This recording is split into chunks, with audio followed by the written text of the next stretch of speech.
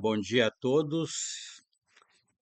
Resolvi substituir a aula de hoje, como ainda estamos na primeira semana, por uma videoaula complemento aqui. E aí eu sugeriria, até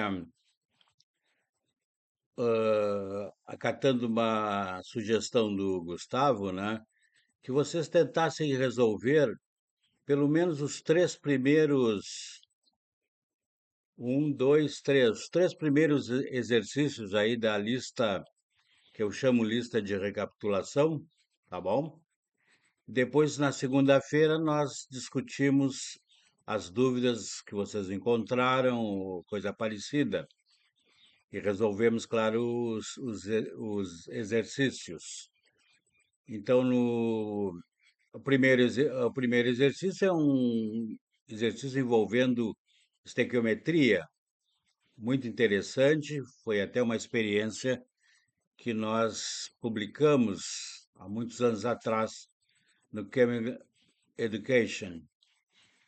E o segundo e o terceiro são exercícios envolvendo as relações entre gases ideais. Tá? Até caberia aqui uma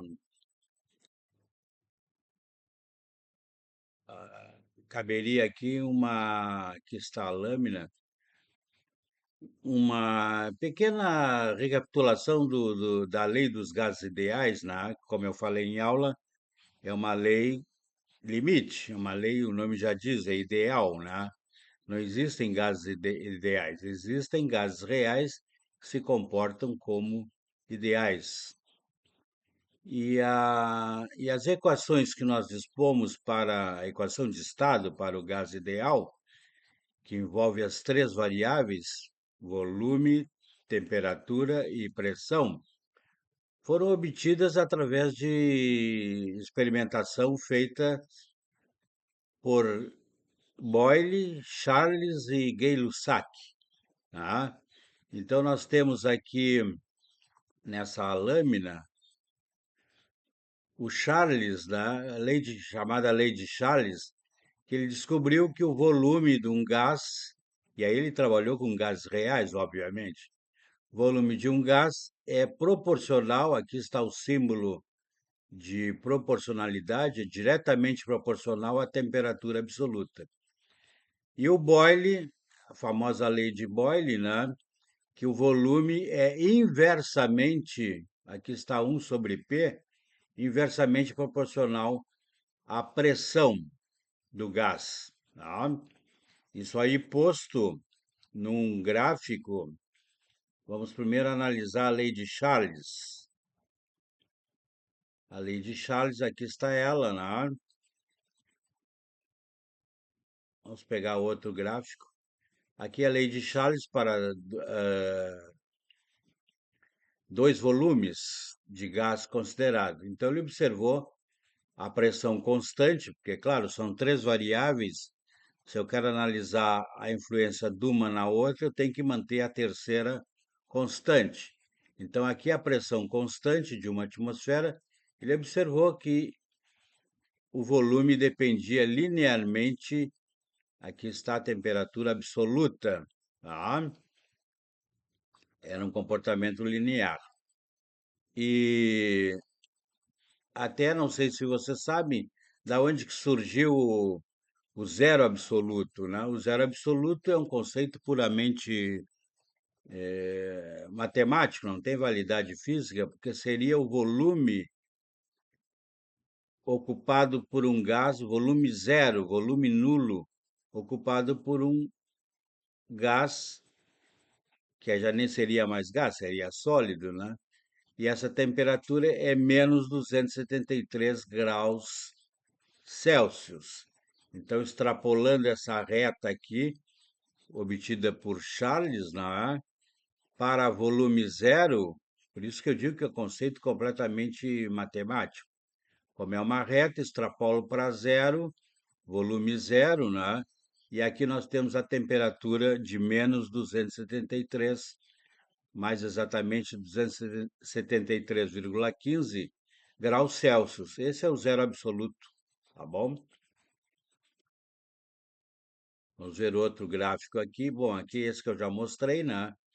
Todas as duas retas para dois volumes diferentes acabam coincidindo aqui no zero, que seria o zero absoluto. E aqui a lei de Boyle, né? Ele observou que era uma variação da forma hiperbólica, né? Era uma curva hiperbólica, uma função hiperbólica. A pressão variando em relação ao volume, né? Porém, quando ele faz esse mesmo gráfico, em vez de plotar aqui volume, plota o inverso do volume, então aí se torna também uma função diretamente proporcional. Diretamente eu digo, a pressão diretamente proporcional a 1 sobre V, ou, em outras palavras, inversamente proporcional ao volume, ok? Então, essa seria a recapitulação sobre gases que eu pretendia mostrar para vocês. Vamos pegar outra lâmina aqui, a mesma que eu já mostrei, né? Então, o volume diretamente proporcional à temperatura, lei de Charles. Volume diretamente proporcional a 1 sobre P, ou inversamente proporcional à pressão, não é? Isso tudo numa única equação resulta que o volume é igual a K vezes T sobre P. Esse K é a tal da constante proporcionalidade, tá? Que envolve a relação entre volume, temperatura e pressão. E essa constante proporcionalidade nada mais vale, né, para 1 mol, nada mais vale que 0,082 litro atmosfera por Kelvin, litro por mol por Kelvin, não é? Esse é o valor do K, constante de proporcionalidade, que é a chamada constante universal dos gases. Isso seria para 1 mol, né? Para N moles, bom, aí basta multiplicar N vezes K, ou N vezes R. E aí nós temos a famosa equação do gás ideal, ok? Vamos mostrar outra lâmina. Opa,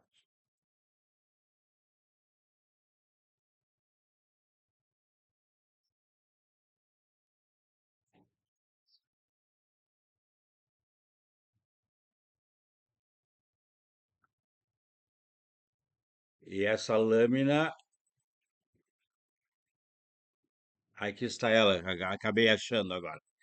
Então, essa lâmina usa a equação conhecida hoje, então, como equação de estado de um gás ideal, V igual a N, número de moles, R é a constante universal, que já vimos, 0,082 litro atmosfera mol por Kelvin. Aqui a temperatura, importante que a temperatura nessa equação do gás ideal é sempre a temperatura absoluta, não pode ser a temperatura em graus Celsius ou grau Fahrenheit, sei lá. Tem que ser a temperatura absoluta, né? E aqui a pressão em atmosferas, por exemplo. Então eu tenho que o volume para 1 mol de um gás ideal, aqui é o R, aqui é a temperatura absoluta. Então eu sei que